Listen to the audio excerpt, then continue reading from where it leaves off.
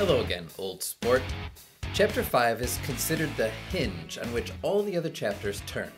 If you look at the overall structure of the novel, there are 4 chapters that lead up to Chapter 5 and 4 that follow it.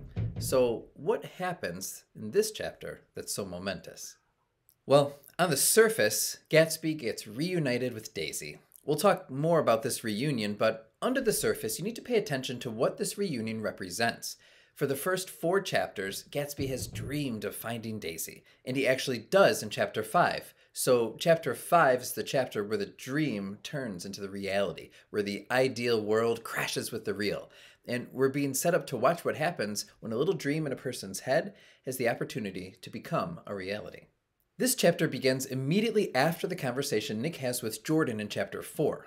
As soon as Nick arrives home, he's encountered with an anxious Gatsby eagerly awaiting Nick's response to Gatsby's story and request.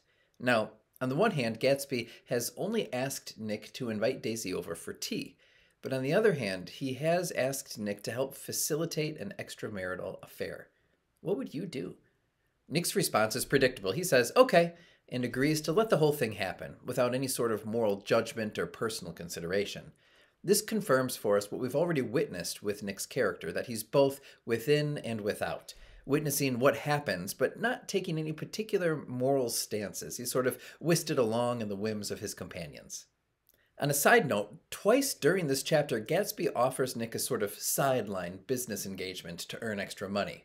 Nick refuses this offer, but it makes us question what exact kind of business Gatsby is engaged in anyhow.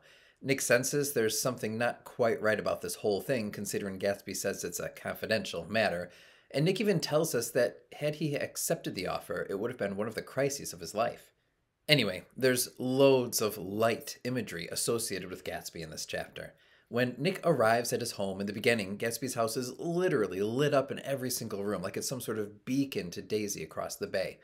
As the chapter moves on, Gatsby seems to be glowing more and more as his relationship to Daisy gets rekindled. The word glowing is used directly in connection with Gatsby, as though his life force itself is intimately connected with his reunion to Daisy. But before it's rekindled, Gatsby and Daisy need to actually meet up, which they do at Nick's house one afternoon while it's raining. What's great about this chapter is that we see both Gatsby and Daisy in a much more raw, genuine version of themselves. If Gatsby is a persona or an act for the first 4 chapters, we probably get the closest to seeing the real him in this chapter. He's a total nervous wreck because the girl he likes and has been dreaming about for the last 5 years is about to come over. How would you feel? To prepare for the reunion, he cuts Nick's grass and sends loads and loads of flowers to Nick's house. Finally, Daisy arrives, and we should be reminded that even though we've talked about Daisy in every chapter, we haven't actually seen her since Chapter 1, and Nick reminds us immediately of Daisy's voice, telling us the exhilarating ripple of her voice was a wild tonic in the rain. So here's the moment that Gatsby has been looking forward to every day for 5 straight years. And what does he do? He runs out the back door, gets soaked in the rain, then gets himself together and comes to the front door, then has an incredibly awkward conversation and knocks over Nick's clock. Nick can hardly even handle how awkward Gatsby is acting and excuses himself from his own house, telling Gatsby he's acting like a little boy and assuring him everything will be fine. After Nick leaves them alone for about 30 minutes, he comes back and finds that they've hit it off really well, and Gatsby literally glowed. Without a word or a gesture of exultation, a new well-being radiated from him and filled the little room. On a side note, too, it's at the same time that the rain stops and the sun comes out. It's interesting how the weather mirrors the emotional arc of this chapter as well. We do get a few hints about Gatsby's business in this chapter again, but Gatsby holds it intentionally at arm's length from Nick and from us. In the last chapter, he told Nick it was a confidential business, and here he sort of snaps at Nick when Nick directly asks what industry he's involved in. We also have a peculiar glimpse of Gatsby on a phone call later where he yells something to someone on the phone about needing a small town. It should strike us as not just mysterious, but perhaps a bit sinister, to say the least. So then they go to Gatsby's house, and Gatsby gives Daisy and, Nick, are you still there, old sport? A thorough tour, as she is enamored with the whole place. There's a lot of suggestions that Gatsby has been fantasizing about having Daisy be in his house for a long time, and that dream is finally turning into a reality. It's as though he's imagined her for so long that he can't believe she's really there. I mean, Come on, we've all imagined what it would be like to spend time with someone we have a crush on, right? Daisy is like the final piece of his mansion, the missing part that makes it all worthwhile. Nick notices that he doesn't take his eyes off of Daisy, and that he now stared around at his possessions in a dazed way as though in her actual and astounding presence, none of it was any longer real. And then Daisy cries over some shirts. Why does she cry about the shirts?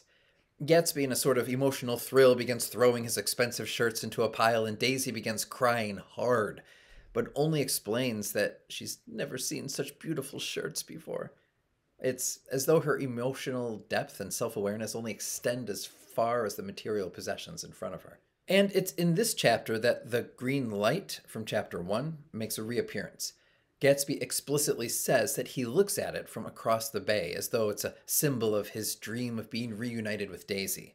And Nick, astute as always, points out that if this green light might represent his dream of being reunited, then that dream has now become a reality, and the colossal significance of that light had now vanished forever. We should point out here that the green light has become one of the most powerful American symbols of that dream that we strive for as a nation, always visible yet seemingly out of reach. We'll talk more about this light. It's also worth noting that all the symbols in this text only derive their value from the characters themselves. The green light was a symbol to Gatsby. It's up to the reader how much they choose to universalize this beyond the man. Nick goes on to skeptically comment on how dreams are always bigger than reality, and it seemed to him that Gatsby had somewhat built up Daisy in his mind to be bigger and more magnificent than she really was. He cynically suggests that Daisy tumbled short of his dreams because of the colossal vitality of his illusion. It is in this chapter, and in chapter 6, that Nick realizes the full extent of how far Gatsby's idealistic dream goes. And then again, he also points out how Daisy's voice is so beautiful, so lyrical and hypnotic, that it is impossible to overdream. Her voice was a deathless song. Finally, Nick, finding himself unwelcome and third-wheeling it hard again in this chapter, leaves a cuddling Gatsby and Daisy alone in Gatsby's mansion.